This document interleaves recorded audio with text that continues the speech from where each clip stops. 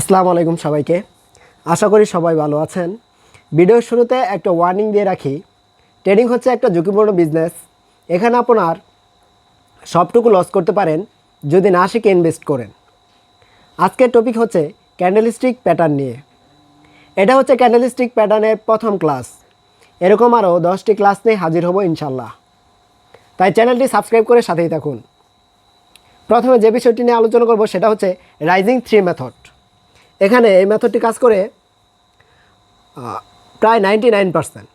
এখানে দেখেন, প্রথম যে গ্রিন ক্যান্ডেলটি হয়েছে, এই গ্রিন ক্যান্ডেলটির পরে কিন্তু ছোট ছোট ডোজি টাইপের আরও 3টা রেড ক্যান্ডেল হয়েছে। আর এই 3টা রেড ক্যান্ডেল হওয়ার পরেও কিন্তু এই গ্রিন ক্যান্ডেলটাকে পুরোপুরি কভার করে নেই, অর্থাৎ এখানে কিন্তু একটা গ্যাপ রয়ে গেছে, যার কারণে এই 3টা রেড ক্যান্ডেল হওয়ার কারণে পরবর্তীতে ক্যান্ডেলটা গ্রিন হবে 100%। ঠিক আছে, তো এখানে পরে এটা বাই করলে 100% প্রফিট। এটা হচ্ছে থ্রি রাইজিং মেথড।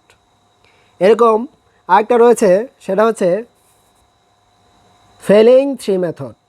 এখানে একটা রেড ক্যান্ডেলের পরে কিন্তু আরও 3টা ছোট ছোট গ্রিন ক্যান্ডেল হয়েছে, এবং এই 3টা গ্রিন ক্যান্ডেল কিন্তু রেড ক্যান্ডেলটিকে পুরোপুরি কভার করতে পারেনি। এখানে কিন্তু একটা গ্যাপ রয়ে গেছে, দেখতে পাচ্ছেন। ঠিক আছে, যার কারণে পরে কিন্তু মার্কেট ডাউনের দিকে গেছে। অর্থাৎ সহজ ভাষায় বলতে গেলে, এখানে দেখবেন এইখানে যদি গ্রিন হয়, তাহলে এই 3টা যদি রেড হয়, তাহলে এখানেও কিন্তু গ্রিন হবে, যেটা রাইজিং থ্রি মেথড। আর এটা হচ্ছে ফেলিং থ্রি মেথড।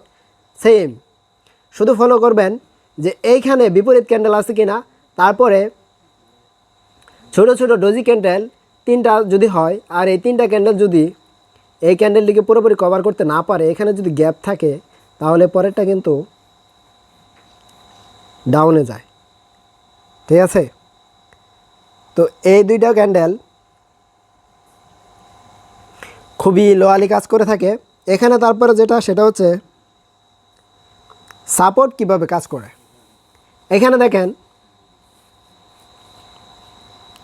এইখানে সাপোর্ট জোনের পরে কিন্তু বাইরের দিকে গেছে। অর্থাৎ সবসময় এটা খেয়াল করবেন, মার্কেট যেখান থেকে আসুক না কেন, একটা নির্দিষ্ট একটা সাপোর্ট জোনকে টার্গেট করে কিন্তু মার্কেট আপের দিকে যায়। ঠিক আছে, তো এই সিস্টেমগুলো কাজ করে বিশেষ করে সাপোর্ট অ্যান্ড রেজিস্ট্যান্স। ঠিক আছে, এরপরে যেটা, সেটা হচ্ছে সেলের ক্ষেত্রে। এখানে দেখেন, রেজিস্ট্যান্স হিসেবে একটা লেভেল কাজ করেছে, যার পরে একটা গ্রিন, একটা রেড, আবার একটা গ্রিন, তারপরে আরেকটা রেড হবে। ঠিক আছে, তো এই ক্ষেত্রে রেজিস্ট্যান্সটা অনেক স্ট্রং, দেখতে পাচ্ছেন। মার্কেট এখান থেকে মেবি এই জায়গা থেকে শুরু হয়েছিল, এইখান পর্যন্ত আসার পরে এখানে রেজিস্ট্যান্স ক্রিয়েট করেছে। তারপরে এই ক্যান্ডেলটা আবার এইখান থেকে শুরু হয়েছে, আবার এইটা কিন্তু এটাকে কভার করতে পারেনি, ক্রস করে নেই, এটা নিচেই বারবার ইম্পালস হচ্ছে, নিচের দিকে গেছে, কারণ এটা রেজিস্ট্যান্সটা অনেক স্ট্রংলি কাজ করেছে, যার কারণে মার্কেট কিন্তু সেলের দিকে গেছে। তো এরপরে যেটা, সেটা হচ্ছে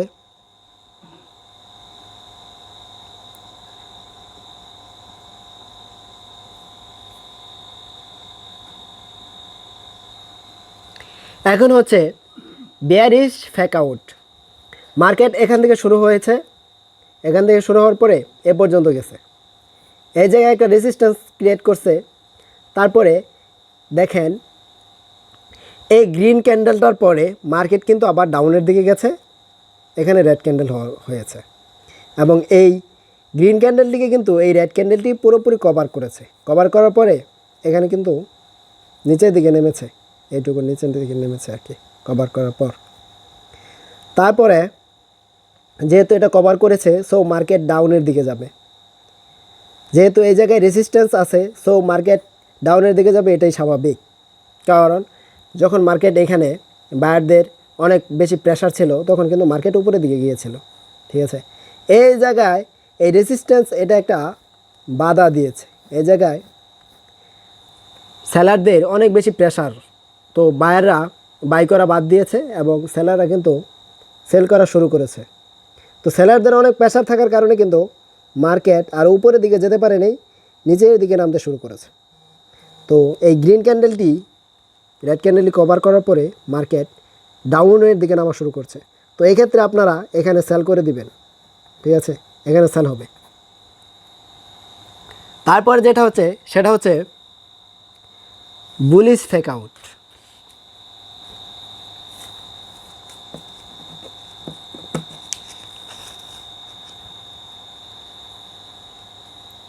এটা দেখেন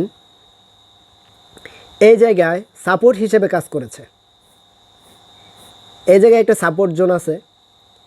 যখন সেলাররা অনেক বেশি সেল করছিল তখন মার্কেটটা এই পর্যন্ত আসছে। এই পর্যন্ত আসার পরে এইখানে মার্কেট বায়াররা নিয়ন্ত্রণে নিছে। সো শেয়ারগুলো বাই করতে শুরু করেছে বায়াররা, যার কারণে মার্কেট এর নিচে আর নামতে পারে নাই, এ পর্যন্ত এসে ক্লোজ হয়ে গেছে। এরপরে বায়ারদের অনেক বেশি প্রেশার থাকার কারণে মার্কেট উপরের দিকে গেছে। এখানে দেখেন এই রেড ক্যান্ডেলটা কি এই গ্রিন ক্যান্ডেলটা পুরোপুরি কভার করেছে। কভার